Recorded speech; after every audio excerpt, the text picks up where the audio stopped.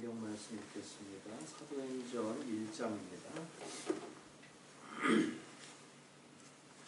1장 4절부터 8절까지 말씀입니다.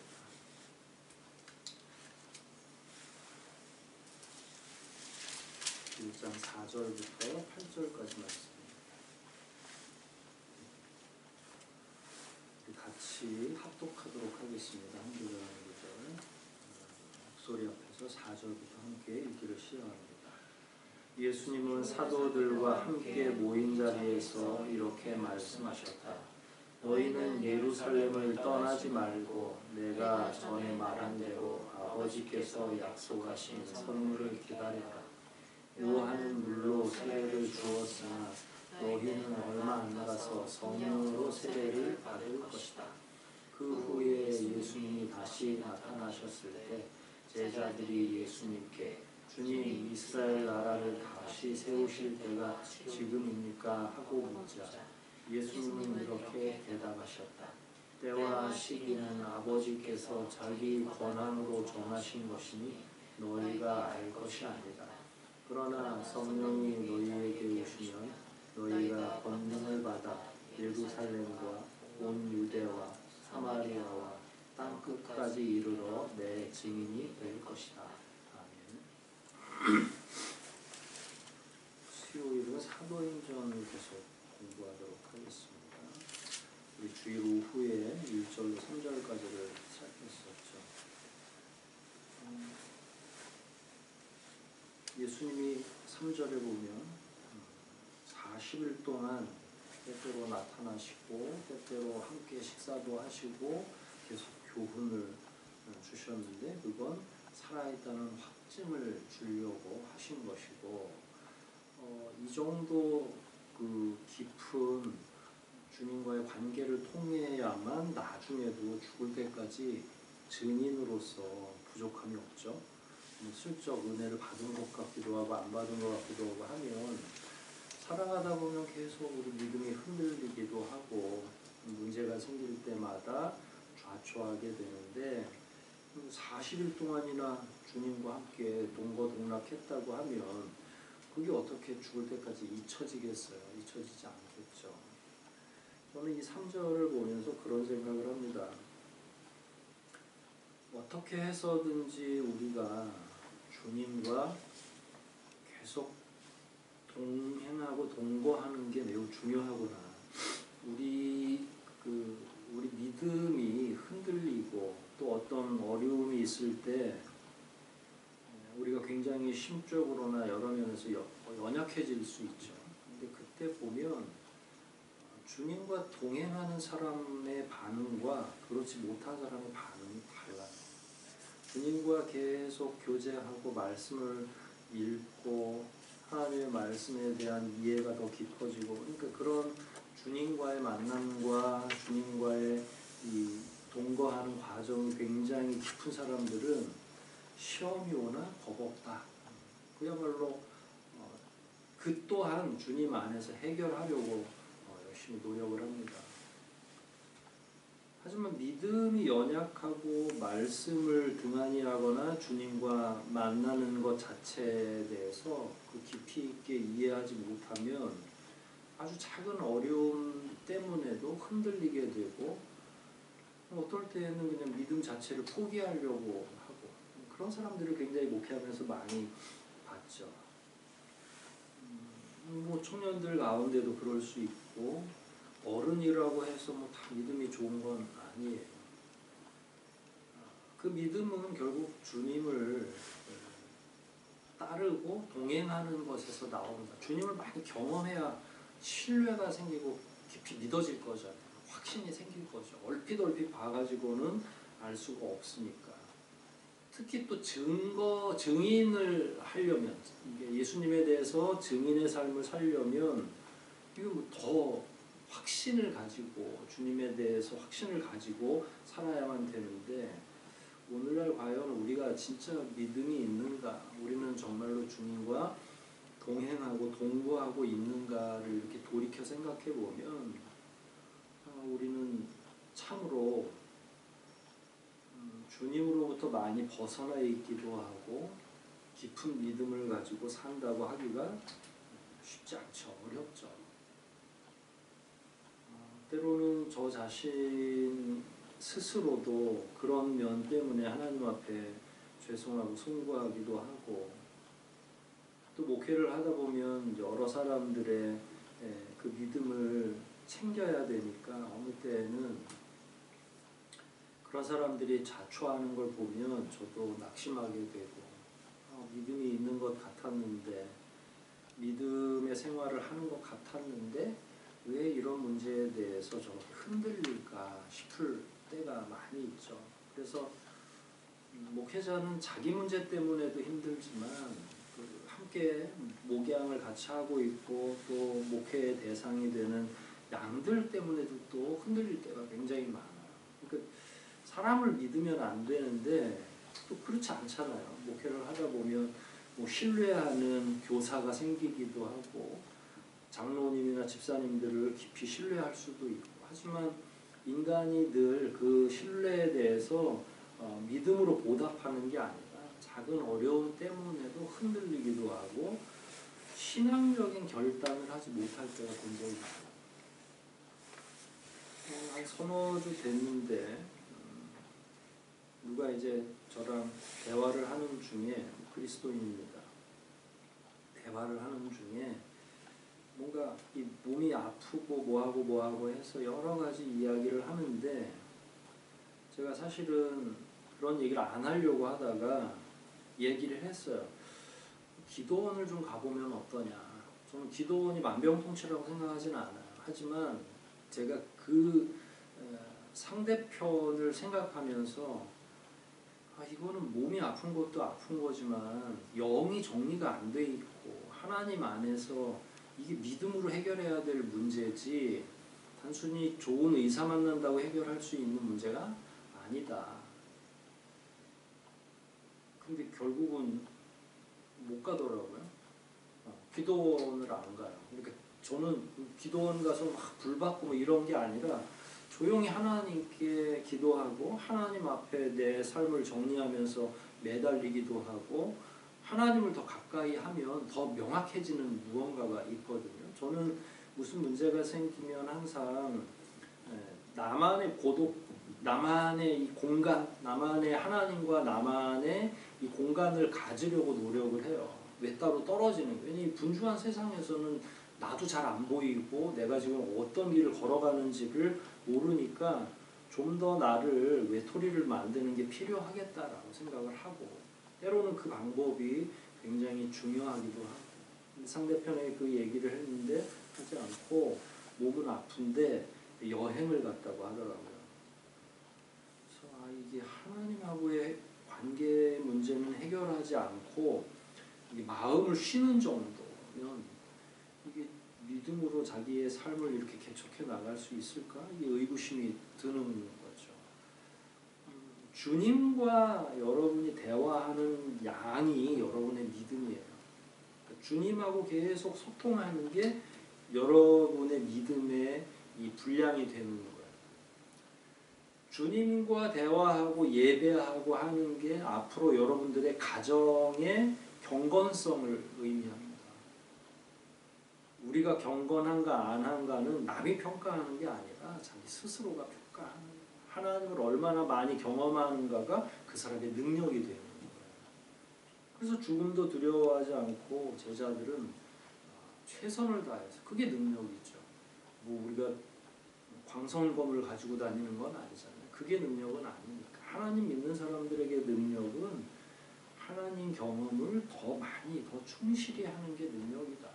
그런 의미에서 여러분들은 올 한 해 말씀을 좀 더 차분히 읽자, 기도를 좀 더 깊이 하자, 나 스스로를 주님 안에서 고립시키자. 분주한 가운데에서도 바쁘죠. 이 세상을 살면서 의식주를 해결하기 위해서 돈도 벌고 가정도 꾸려야 되고 바쁘죠. 안 바쁘면 이 시대에 자기가 잘 버텨낼 수가 없죠. 근데 바쁘다고 믿음 생활을 안 할 수가 없잖아요. 바쁘다고 하나님 안 만날 수는 없잖아요. 그러니까 뭐가 더 우선순위인지를 우리 각자가 정리할 필요가 있습니다. 그런 의미에서 하나님을 좀 더 여러분이 지금도 잘 하겠지만 잘 하는지 안 하는지는 모르겠는데 잘 하겠지만 더 가까이 하자. 두 사람은 아직 안 헤어졌죠? 네. 믿는 청년 두 사람이 만나면 처음에 믿음 안에서 사귀려고 굉장히 그 가열찬 계획을 세우곤 하죠. 그래서 같이 큐티도 하고 뭐도 하고 뭐도 하고. 저는 2년 전, 3년 전에 여러분들이 처음에 만나기 시작했을 때 생각했던 믿음 안에서의 교제가 더 깊어지길 바라요. 그게 만약에 후퇴했다면 회복되기를 바라요. 같이 만나고 맛있는 거 먹고 시간을 같이 보내는 거 좋은데 그거보다 더 중요한 게 있어요. 이 권면을 흘려보내면 안 돼요. 하나님을 잘 만나야 오래 만나고 더 깊이 사랑할 수 있어요. 각자의 믿음이 흔들리지 않아야 상대편이 흔들릴 때나 이쪽 편이 연약해질 때 믿음으로 굳건히 견고하게 지지해 줄 수 있어요. 믿음이 있고 하나님과 내 사이에 사랑이 깊어져야 상대편의 연약함을 내가 묻어줄 수가 있는 거예요. 믿음이 없고 여러분 믿음이 없는 상태에서 믿음 생활이 잘 안 되는 상태에서 계속 분주하면 사람 관계가 어떻게 되는 줄 아세요? 말라 비틀어진 시멘트 같이 돼요. 서걱서걱하고 먼지만 풀풀 나고 이 결속이 될래야 될 수가 없죠. 근데 믿음이 한편이든 양쪽이 다든 믿음이 있으면 바쁘면 바쁜 대로 이해가 되고 화나면 화나도 그게 인정이 되는 거예요. 하나님 안에서 말씀으로 내가 하루를 시작하는 것, 하나님과 계속 동행하는 건 굉장히 중요하거든요. 그게 우리 삶의 가장 중심이 되지 않으면 이렇게 바쁘고 복잡하고 힘든 세상 살아가고 싶지 않죠. 승재가 지난해 막 저 멀리 가 있고 야근하고 막 엄청 그랬을 때 저는 그걸 완충시킬 수 있는 건 여자친구의 아향이 아니에요. 그걸 이길 수 있는 건 진짜로 본인의 믿음이고 그걸 격려하고 지지해주는 짝의 믿음인 거거든요. 근데 그게 지금부터 계속될 거야. 앞으로. 혹시라도 결혼해서까지도. 그만큼 믿음이 되게 중요한 거예요. 우리 삶에 있어서. 내가 너무 두 사람한테 얘기하니까 석재가 서운할 수도 있겠는데 잘 알아서 이해하세요. 네. 그러고 나서 믿음의 문제를 완전히 40일 동안 해결해 주시고 올라가시기 전에 몇 가지 또 말씀을 하신 거예요. 뭐라고 말씀하셨어요? 4절에 선물을 기다려라. 예루살렘을 떠나지 마라. 이게 되게 중요해요. 이게 주님은 이렇게 명령했는데 만약에 떠나면 어떻게 돼요? 그러니까 주님의 명령을 계속 기다리는 게 굉장히 중요하고 순종하는 게 중요해요. 제자들한테 예루살렘 떠나지 말고 선물을 기다려. 그러면 그 선물을 받을 때까지 기다리면 되는 거예요. 주님이 여러분들에게 뭘 말씀하셨는지는 모르겠어요. 올해 어떤 약속의 말씀을 받았는지 여러분들 스스로가 어떤 다짐의 말씀을 생각하고 있는지는 모르겠지만 그것에 대해서 진지하게 기다릴 줄 아는 믿음이 필요한 거죠. 사실은. 조바심 낼 필요 없습니다. 기다리면 다 받고 조바심 내면 받지 못하는 거죠. 근데 이 선물은 뭘 의미하는 거죠? 5절부터 쭉 나오죠. 요한은 물로 세례를 주었으나 너희는 얼마 안 가서 성령으로 세례를 받을 것이다. 그러니까 성령이 찾아오실 것이 성령을 받게 될 건데 참 말로 표현하기는 어려워요. 진짜로 실제로 성령을 받아야 되는데 성령을 받은 사람들도 또 다 제각각의 경험을 가지고 있더라고요. 물어보면. 여러분들은 성령을 어떻게 체험했나요? 체험하셨습니까? 아니면 어떤 사람은 또 조용히 이렇게 지나갈 수도 있겠죠. 근데 대부분 굉장한 경험들을 합니다. 자기 인생이 다시 한번 이렇게 쭉 주마등처럼 지나가면서 하나님에 대한 이 절실한 신앙이 더 깊어지는 걸 본인이 느껴요. 뭐 뜨거워지지 않아도 내가 믿음 안으로 들어간 것 같아. 그 전에 내가 대충 교회를 다닐 때하고는 달리 내가 분명히 뭔가 내 안에, 영 안에 변화가 생긴 것 같아 라고 하는 것도 있어요.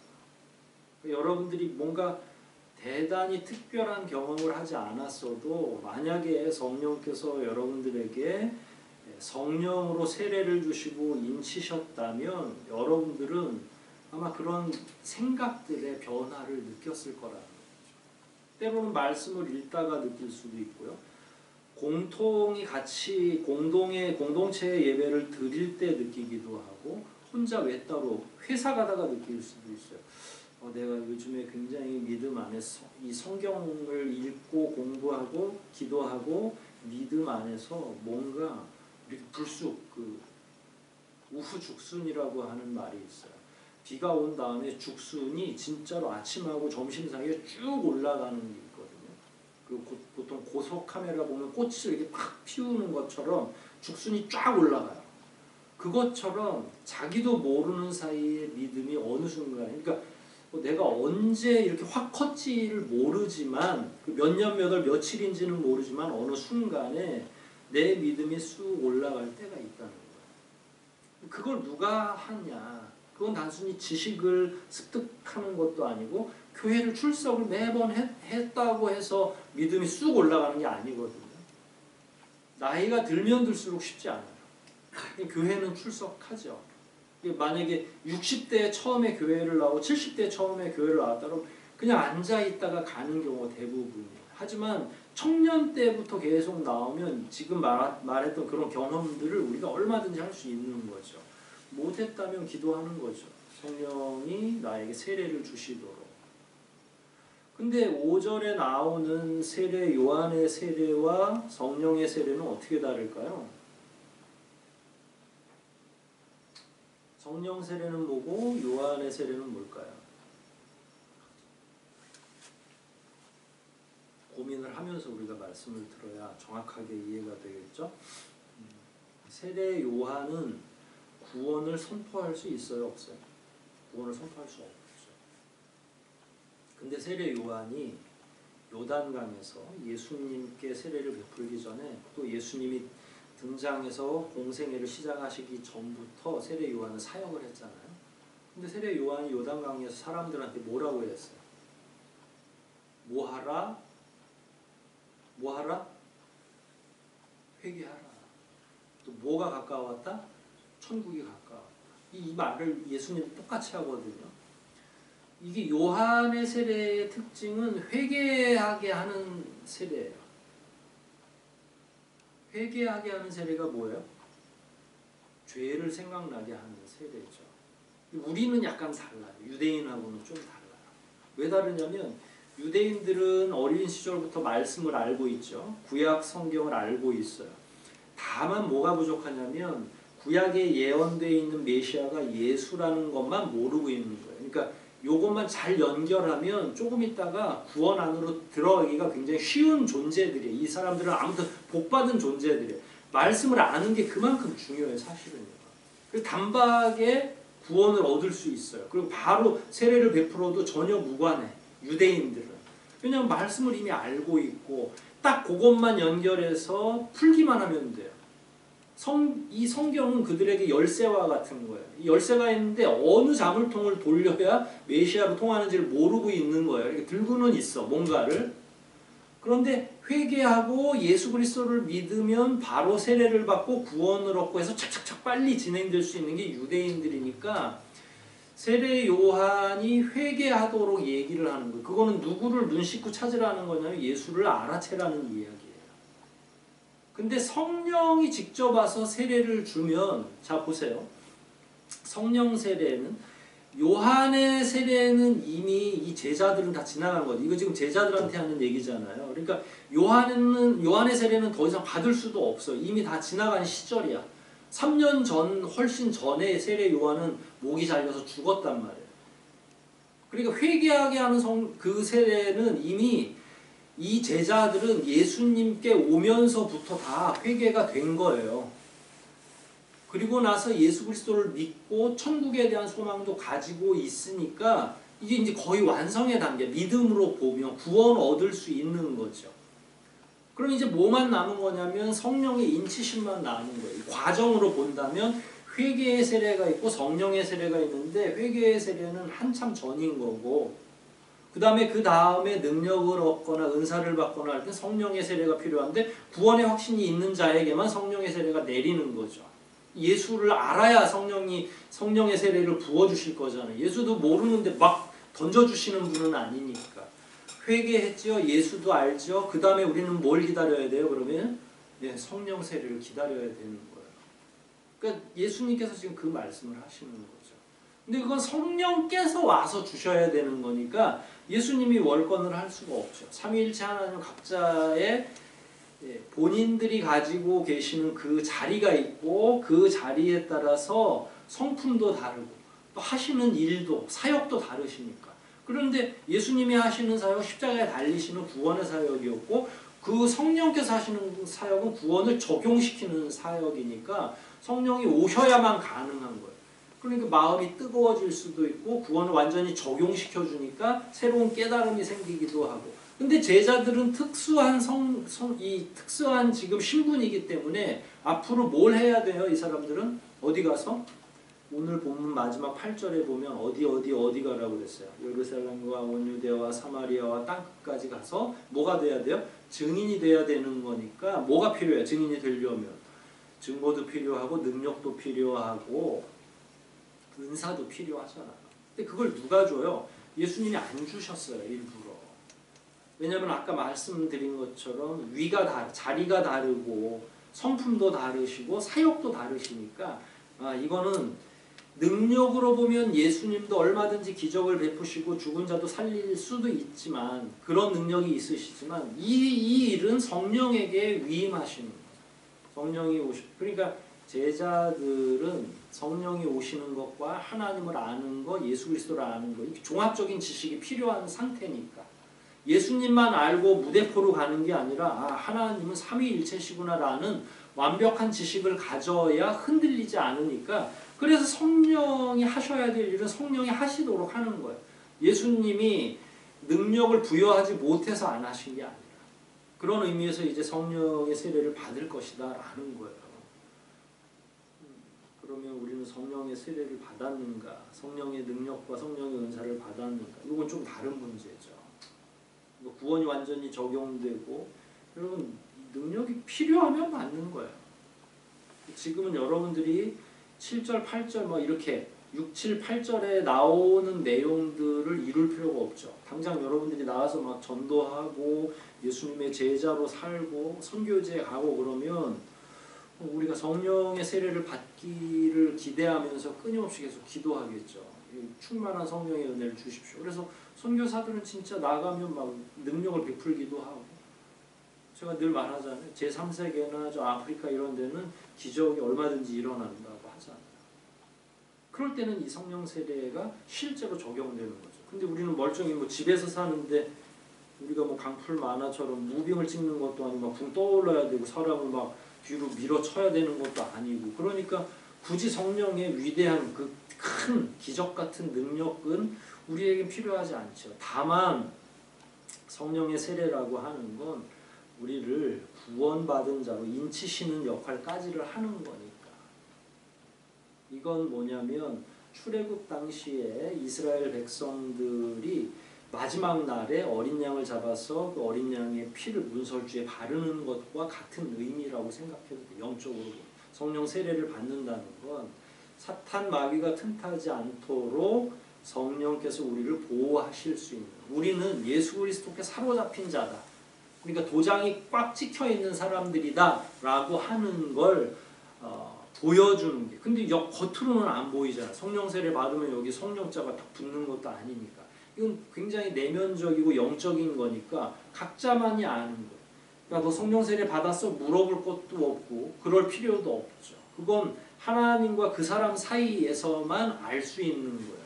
받았다고 얘기하는 것도 우습고 받았냐고 물어보는 건 더 우습고 자기 각자가 다만 우리 각자 스스로는 성령의 인치심을, 성령의 그 뜨거운 나를 부르시는 것에 대한 우리 스스로가 궁금증도 가질 수 있고 내지는 내 스스로가 더 강하게 성령의 붙잡힌 바를 원할 수도 있잖아요.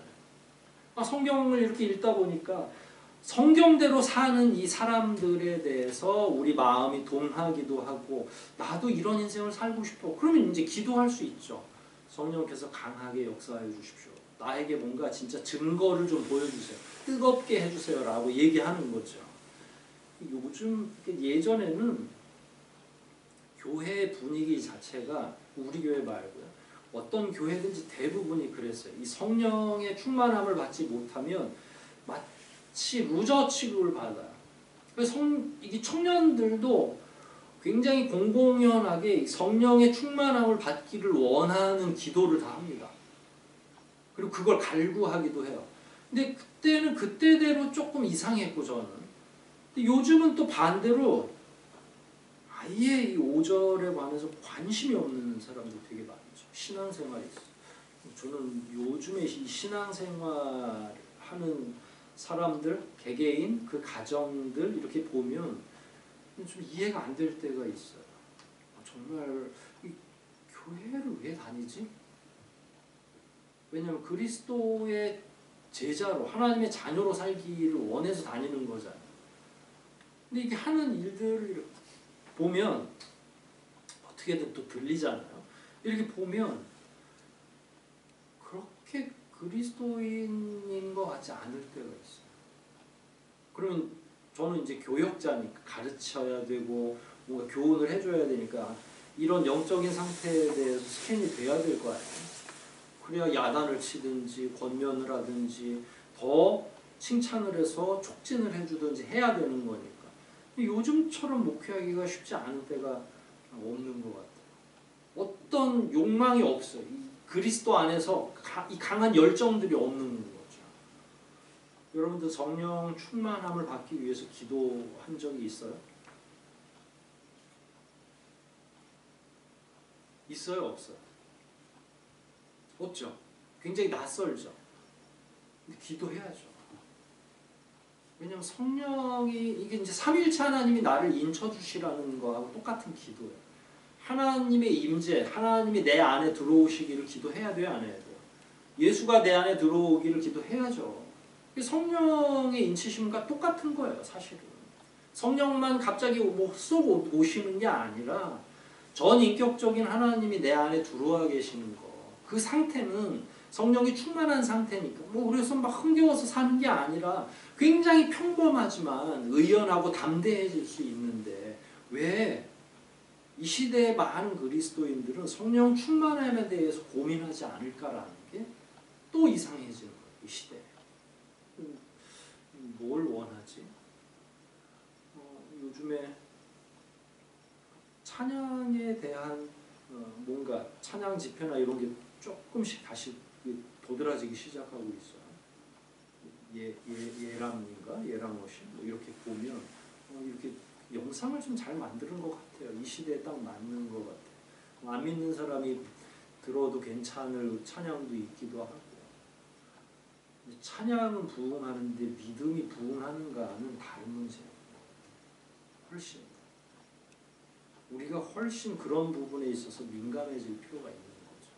그렇지 않다면 내 믿음이 찬양의 가사 하나하나 보면 굉장히 그 안에 신앙 고백적인 게 많잖아요. 내 믿음이 그 가사를 따라가지 못하면 이건 찬양 부를 때 감정적으로는 굉장히 우리가 충만해질 수 있지만 내 삶은 그렇지 못한 거예요.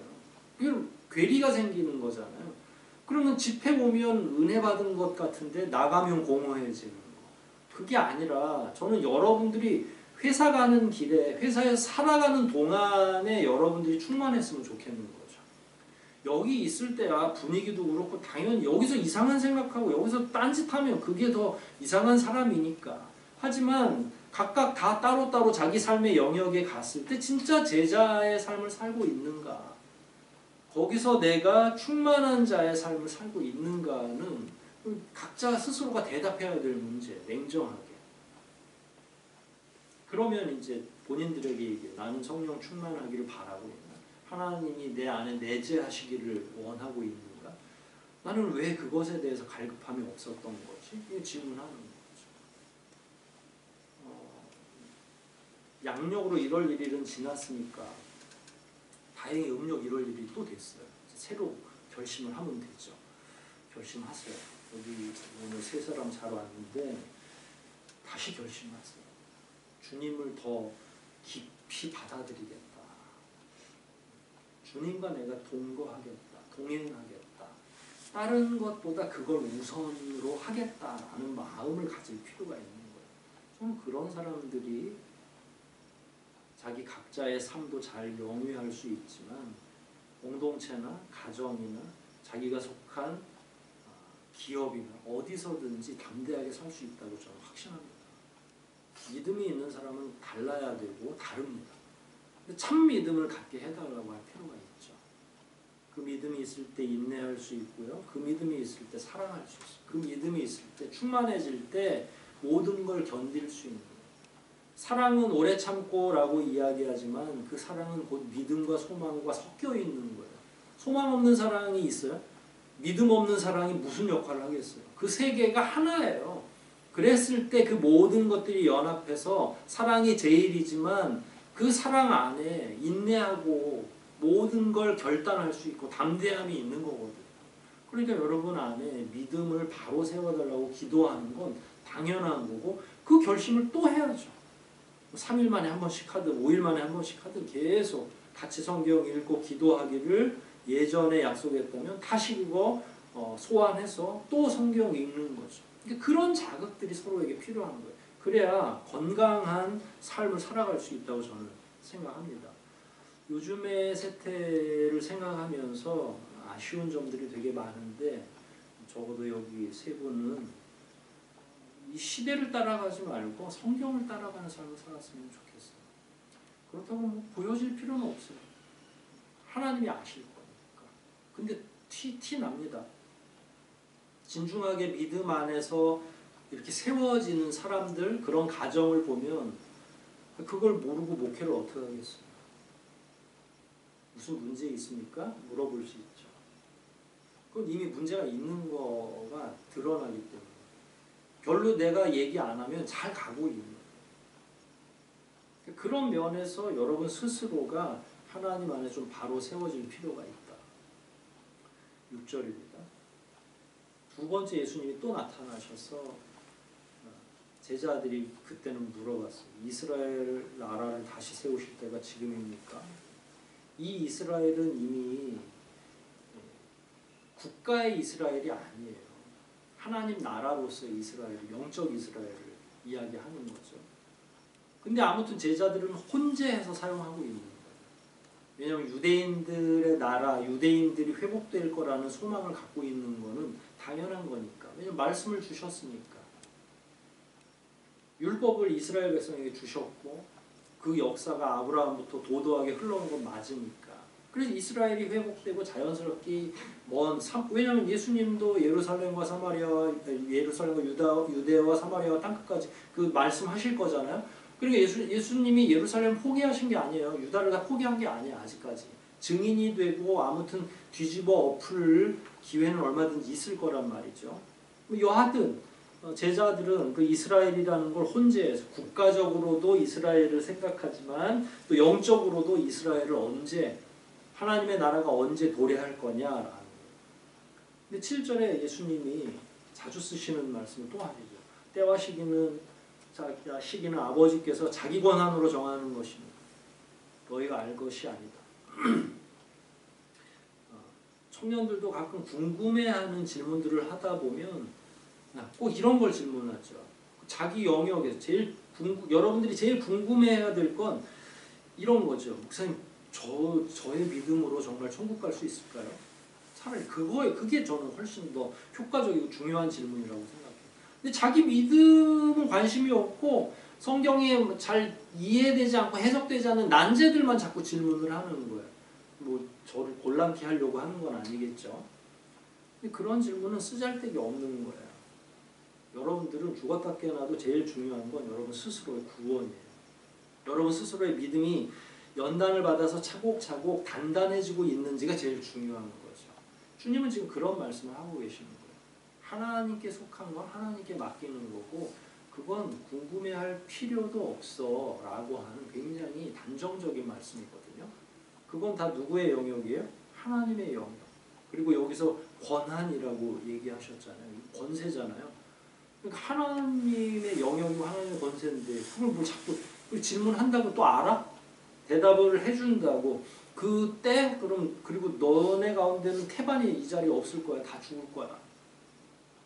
하나님의 이 도도한 역사를 다 목격하고 막 1000살, 5000살까지 살 사람이 어디 있겠어요? 불가능하잖아요. 그리고 우리가 사는 이 피리어드 안은 우리에게는 100년쯤 돼서 굉장히 긴 것처럼 보여지지만 그 하나님의 세계관으로 보면 야 너네 알려줘도 몰라. 만약에 2000년 뒤에 하나님 예수님이 다시 오셔서 이스라엘 회복하는 그거는 이제 지금 언제쯤 되겠죠. 그럼 제자들한테 알려준들 시계도 없고 시간도 없고 달력도 제대로 모르는 사람들인데 뭐 한 2000년쯤 있다가 슬슬 하나님이 워밍업을 하실 거야. 알려주면 알아요? 몰라요? 그때 그 사람들이. 모르죠. 지금도 마찬가지예요. 지금 어떤 걸 얘기해 주셔도 우리가 제대로 이해 못하죠. 이해도 못하고 헤아리지를 못해요. 시간과 공간과 이런 모든 게 뒤집어지고 엉켜지는 걸 어떻게 이해할 수가 있겠어요? 불가능하죠. 대신에 그러나라고 8절에 나와 있잖아요. 앞에 건 관심을 갖지 말고 그러나 성령님이 너희에게 오시면 일단 받아 챙겨야 될 게 권능이야. 근데 그거는 성령이 알아서 주시는 거야. 아까 5절에서 선물이라고 얘기했고 성령으로 세례를 받을 것이라고 얘기했으니까 그냥 가만히 있으면 돼요. 다만 아까 우리가 그 부분을 해석하면서는 간절히 기대하는 게 필요하다고 얘기를 했잖아요. 그러니까 내가 여전히 뭔가 뜨뜻미지근하고 성령의 충만함이 없는 것 같으면 말씀드리는 거죠. 항상 성경을 읽으면서 말씀을 하면 돼요. 예수님, 뭐 아니면 하나님께 구할 수도 있죠. 하나님, 이게 성경 사도행전을 보다 보니까 제자들이 성령의 어떤 충만함, 성령의 세례를 받았다고 하는데 저도 경험하고 싶어요. 이거 되게 좋은 기도잖아요. 하나님의 임재, 내 안이 뜨거워지든지 아니면 말씀이 쭉 풀리든지 이런 경험을 좀 해보고 싶어요 라고 하는 기도는 정말 우리에게 필요하기도 하고 굉장히 좋은 기도의 예라는 거예요. 뭐 거창하게 이 나라와 민족을 위해서도 기도할 수 있지만 정작 중요한 건 내가 지금 하나님 안에서 건강한 영적 생활을 하고 있느냐니까 그러면 그 부분과 관련해서는 본문을 통해서 그렇게 기도하는 거죠. 기도하세요 여러분도. 성령을 체험하게 해달라. 뭔가 확신을 내게 도장을 꽉 찍어주시라고 기도할 필요가 있는 거죠. 여하튼 다시 본문 보면 성령이 너희에게 오시면 너희가 권능을 받아. 이게 이제 권능이 굉장히 중요한 거니까. 아까 1절, 2절, 3절에 계속 얘기했던 능력을 받아야 더 나아가서 복음을 전도할 거 아니겠어요. 사도행전 1장 8절은 어떤 신학교든지 신학을 가리키는 신학대학에서는 막 그 다락방 같은데 예배당 같은데 막 붙여놓습니다. 왜냐하면 목회를 할 사람들은 뭔가 받아서 나가야 될 사람들이니까. 그래서 행일팔 보통 이렇게 얘기해요. 사도행전 1장 8절 그 다음에 사도행전 29장 액치 29라고 보통 사도행전 28장까지밖에 없거든요. 근데 사도행전 29장이라는 말은 상징적인, 은유적인 거예요. 그거는 누가 기록하냐면 바울의 행적과 사도행전의 모든 사도들의 행전은 끝났지만 그 다음 29장은 우리가 기록한다는 거예요. 은유적으로. 그러니까 사도행전 행일팔이라고 하는 이 말씀은 제자들이 이제 폭발적으로 권능을 얻어가지고 증거하러 나가는 그 과정인 거거든요. 결국 우리가 믿고 공부하고 성령을 받는 건 증인이 되기 위한 거예요. 근데 아직 때가 안 올 수도 있죠. 순재는 어머니 아버지를 위해서 기도하겠죠. 여자친구만을 위해서 기도하는 건 아니겠죠. 그럼 언제 어머니가 아버지가 이렇게 오시면 좋겠어요. 어머니는 석재 담당이면 될 거고요. 그렇죠? 다 편이 다르잖아요. 승재는 아빠 편이고 석재는 엄마 편이니까. 그럼 오셔야 되잖아요. 근데 그 시와 때는 우리가 알아요, 몰라요? 모르죠. 우리 한동실 선생님 아버님은 학부 때부터 기도했어요. 할아버지 할머니 믿게 해달라고 했는데 안 믿고 가셨어요. 근데 아버님은 아버지 교회 가자 그러고 양평으로 이제 다 모이면서 교회 가자고 했다. 알았어. 그리고 오시기 시작하고 힘 하나 안 들인 거죠. 근데 힘 하나 안 들인 게 아니라 기도를 거의 30년 여러분들이 당장 누군가에게 증인이 되는 것도 중요하지만 낙심하지 않고 증인의 역할은 되게 중요해요. 너무 효자가 돼서 자기 개별적인 삶이 훼손되지 않을 정도라면 괜찮아요. 근데 너무 효자가 되면 곤란하죠.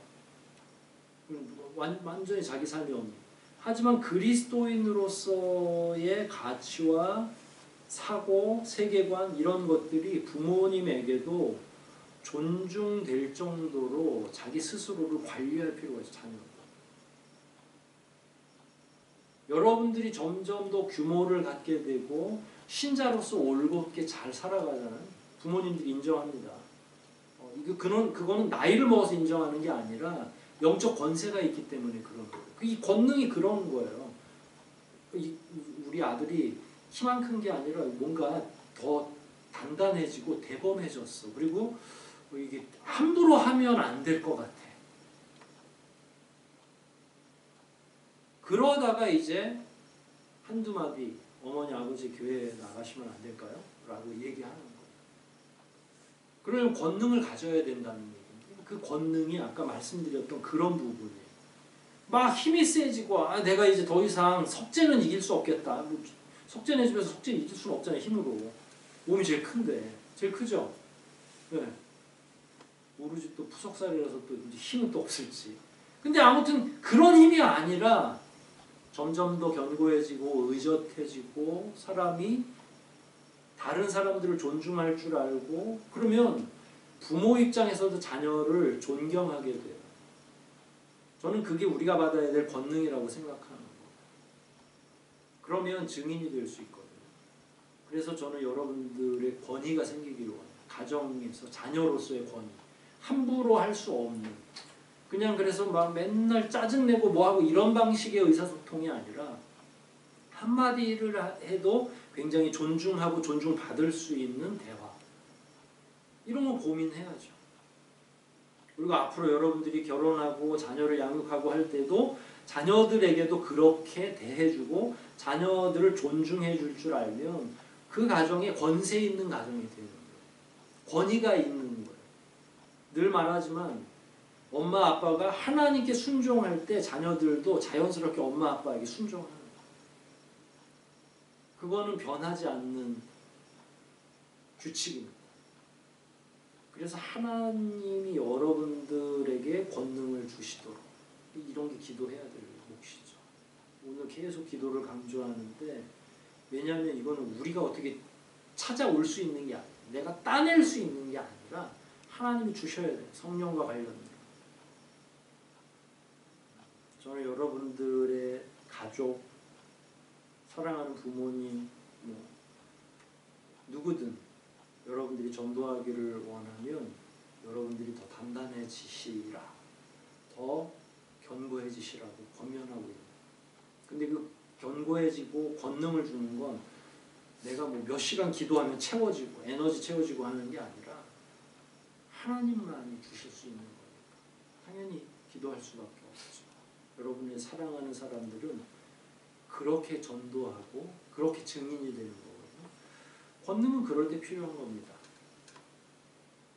오늘 본문 말씀을 이렇게 다시 한번 살펴보면 예수님이 우리에게 사명을 주시려고 권능을 받으라고 합니다. 근데 우리가 선교지는 가지 않지만 선교 현장은 가지 않지만 사명은 있죠. 우리 삶의 영역에서 전도해야 될 사람들도 많이 있고 그러니까 성령을 받아야 되는 것도 당연한 거예요. 그러려면 기도하는 수밖에 없겠죠. 그냥 가만히 넋놓고 있는 게 아니라 마음속에 삼위일체 하나님께서 임재하시도록 내 영 안에 그분들이 함께 하시기를. 그러면 그 안에 있는 삼위일체 하나님 때문에 무사람들이 함부로 하지 못할 거다. 저는 그런 하나님의 사인을 여러분들이 보시기를 원해요. 그런 마음을 품기를 원해요. 그래서 올 한 해 내내 여러분들이 더욱 단단해지고 하나님의 권능을 받으시고 여러분들이 한마디 한마디가 학생들에게든 주변의 이웃들에게든 가정에서든 권세 있는 언어가 될 수 있도록 꼭 그렇게 되시기를 주의 이름으로 축복합니다. 우리 말씀들 생각하면서 한번 기도하겠습니다. 사도행전 1장 8절까지의 내용은 예수님께서 제자들에게 성령을 받아서 증인이 되라고 하시는 그 과정을 전체적으로 설명하고 있는 내용인데 오늘날 우리에게도 성령의 충만한 임재처럼 삼위일체 하나님의 임재가 필요하고 오히려 그것에 등한히 한 이 시대야말로 성령이 우리를 인치셔야 하지 않겠나 이렇게 생각이 됩니다. 이런 부분에 대해서 더 많이 깨닫게 해달라고 우리 삼위일체 하나님께서 우리 심령 안에 임재하게 해달라고 그 능력으로 말미암아 누군가에게 복음을 증거하고 증인된 삶을 살게 해달라고 올 한 해 특히 말씀 안에서 기도 회복하게 해달라고 통성으로 다 같이 기도하시겠습니다.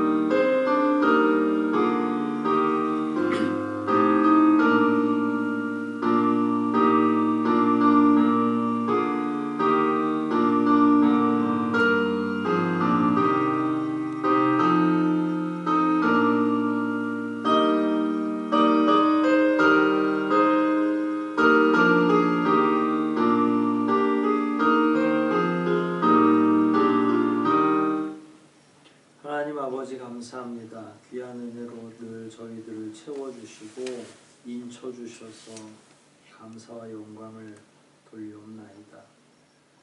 그 어느 때보다 하나님의 인치심이 필요하고 중요한 시대를 저희들이 살아내고 있습니다. 삶은 날마다 분주해지고 삶의 현장은 우리들을 정신 차리지 못하게 할 때가 많이 있습니다.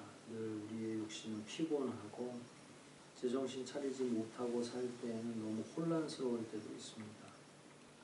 하나님, 우리가 어떻게 하면 명쾌하게 하나님 앞에서 신자로 살아갈 수 있는지요. 우리의 능력으로는 안 되는 것을 저희가 잘 알고 있사와 성령의 인치심을 바라옵나이다. 삼위일체 하나님께서 저희들에게 지혜와 명철을 주시고 늘 저희 안에 내재해 주시고 그로 말미암아 저희들이 더욱더 담대함으로 살아갈 수 있는 지혜를 허락하여 주시옵소서. 저희는 본래 힘도 없고 능력도 없고 다른 사람들의 말에 쉽게 흔들리고 믿음은 굳세지 않아서 언제든지 작은 문제 앞에서도 벌벌 떨 때가 많이 있사온데 하나님께서 우리에게 성령의 충만하신 은혜를 부어주셔서 어디에 있든지 어떤 일을 하든지 늘 담대할 수 있도록 도와주시고 그 담대함을 통해 증인의 삶을 또한 살아내게 도와주시옵소서.